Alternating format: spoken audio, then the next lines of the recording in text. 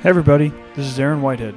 Welcome to Learn to Play the Piano. This is lesson 8 in a series of short lessons. In this video, we'll learn about minor scales. The easiest way to begin thinking about minor scales is actually to start with major scales. So let's begin by looking at the C major scale. We're going to use the notes of the C major scale to create the A minor scale. Starting on the 6th scale degree of any major scale and going to the same note an octave above using the keys of that scale will give you a naturally occurring minor scale. The 6th scale degree in the key of C major is A. So going from one A to the next A an octave up using the notes of the C scale is going to give us the A minor scale. Also called A natural minor because it's the notes that naturally occur in the C scale. This relationship between C major and A minor is called relative.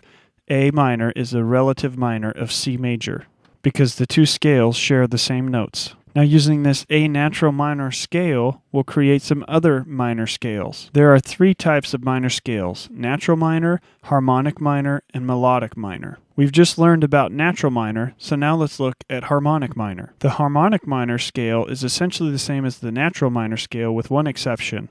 The 7th scale degree, the G in this example, is raised a half a step, so we get G sharp. So a harmonic minor scale is the same as a natural minor scale with the exception of a raised 7th scale degree. And the last minor scale is the melodic minor scale. The melodic minor scale is interesting because it's different when you're going up than when you're coming down. When you're going up the melodic minor scale, you're going to raise the 6th scale degree and the 7th scale degree. So in the example of A melodic minor, that's going to give us an F sharp and a G sharp. And when you're traveling down the melodic minor scale, it's essentially the same as the natural minor scale. The 6th and 7th scale degrees are not raised. And I realize that this discussion on minor scales can be a little confusing, so just take from it whatever's useful for you. If it's not making sense to you now, just give it time. It's important to know where these minor scales come from, so let's take a look at all of the relationships between major and minor scales. We'll find out which minor scales are relative of which major scales. As we already mentioned, C major has a relative of A minor, which shares the same notes. Likewise, D flat major